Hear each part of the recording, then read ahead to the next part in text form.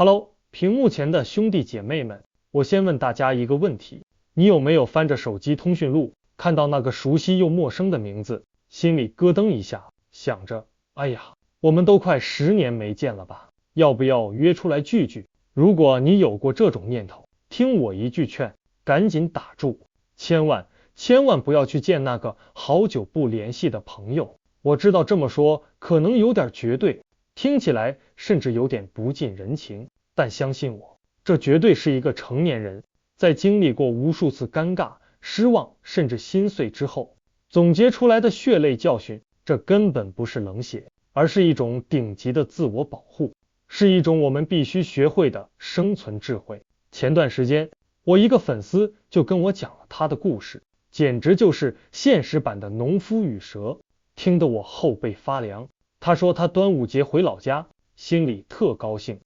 就张罗着把几个上学时玩得特好的姐妹约出来吃饭。那场面一开始也是其乐融融，大家聊着过去在学校的糗事，笑得前仰后合，仿佛时光倒流，一切都没变。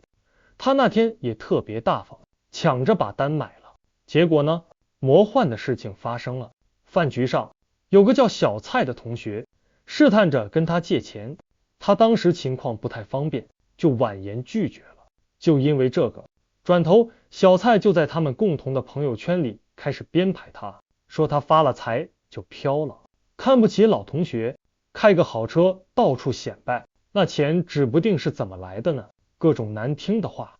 像一把把淬了毒的刀子，嗖嗖的飞向他。他后来才知道，自己的一片真心，在别人眼里不过是炫耀和装腔作势的资本。他跟我说的时候，声音都带着颤。他说，阿莫，我真想不通，人心怎么能变得这么快？当年那个一起在操场上奔跑，一起分享一包辣条的女孩，怎么就变成了今天这个满身戾气、内心阴暗的陌生人？听完他的故事，我真是感慨万千。这哪是人心变了，这其实是成年人世界里一条眉写在纸上，却无比残酷的潜规则。我们总以为友情是永恒的，像陈年的美酒，越放越香醇，但现实是，大多数的人际关系更像是一盒盒新鲜牛奶，它有明确的保质期，一旦过了那个期限，你再打开，闻到的就不是香甜，而是让人作呕的酸腐气。我们每个人的人生都像一趟飞速前行的列车，上学的时候，我们碰巧在同一个车厢，朝着同一个叫做毕业的目的地前进。那段路程，我们有共同的话题，相似的烦恼，一样的憧憬。但是当毕业的汽笛声响起，我们就在不同的站台下了车。有的人挤上了开往体制内的稳定号，有的人登上了充满风险的创业号，还有的人选择留在了叫做家庭的温馨小站。我们的轨道从那一刻起就彻底分叉了。你的人生列车窗外是高楼大厦，霓虹闪烁，而他的窗外可能是柴米油盐、鸡毛蒜皮。你们看到的风景完全不同了，呼吸的空气也不一样了。你再硬要把他拉到你的车厢里来，除了面面相觑的尴尬，还能剩下什么呢？你兴高采烈地聊着你的项目融资、行业风口，他可能只想跟你诉苦孩子的奶粉钱又涨了多少。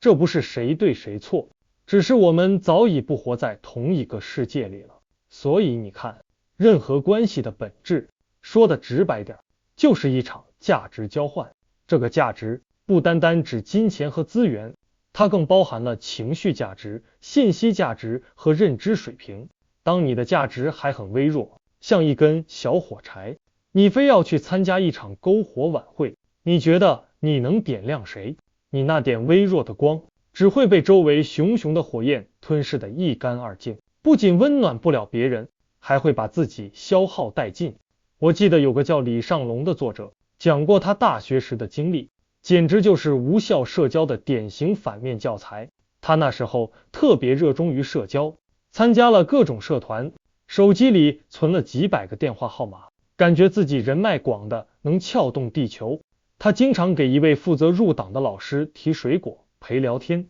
关系好的像亲人一样。结果到他自己申请入党，想请老师帮个小忙的时候，老师一句冷冰冰的"我没空"，就把他打回了原形。那一刻，他才恍然大悟，原来他所以为的人脉，不过是他一厢情愿的自我感动。当你的能力、资源、地位还撑不起你的社交野心时，你所有的讨好和付出，在别人看来都廉价的像路边的传单。这里就不得不提一个很有意思的社会学概念，叫做邓巴数。简单来说，就是科学家研究发现，我们人类的大脑能维持的稳定社交关系其实是有上限的，大概就在150人左右。你想想，你一辈子能真正交心的，能让你在凌晨3点喝醉了打电话过去哭诉的，有几个？2只手都数得过来吧。所以你把有限的精力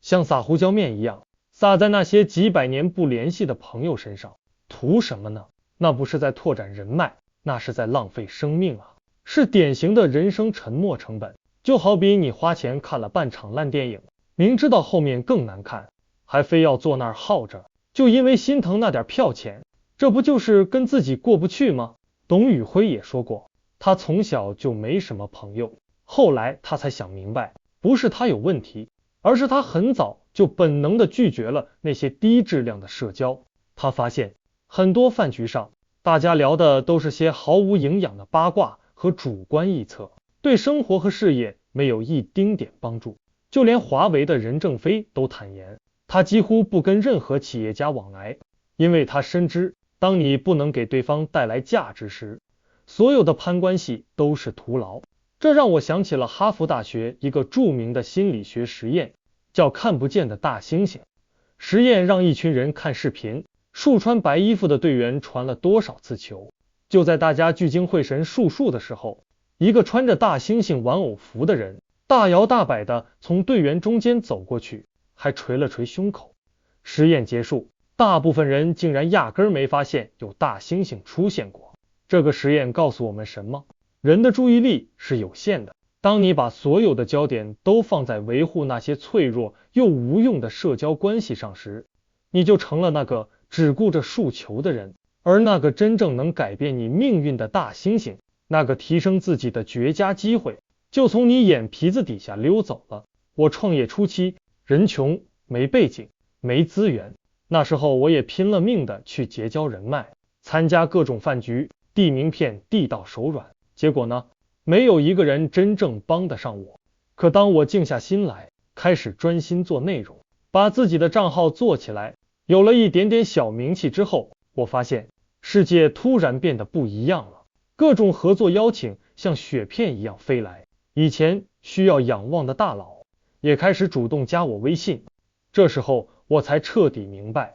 真正的关系从来不是靠你放低姿态去跪舔去讨好，而是靠吸引。你自己必须成为一朵盛开的鲜花，蝴蝶才会闻香而来。你自己必须成为一片广阔的大海，海鸥才会为你盘旋。与其花费大量的时间和金钱去维护那些早已枯萎的关系，不如把这些资源全部投资在自己身上，去读一本书，去学一项技能，去锻炼一个好身体。当你卧薪尝胆，把自己打磨得闪闪发光时，你就会发现整个世界都会对你和颜悦色。记住一句话，将军的宝剑从来不斩苍蝇，赶路的猛虎也绝不回头追赶一只兔子。把你的时间和精力聚焦在真正重要的事情上，那就是让你自己变得更强。当你做到了，你根本不需要回头，因为最好的风景永远在前方。好了，我今天就讲到这里，谢谢各位。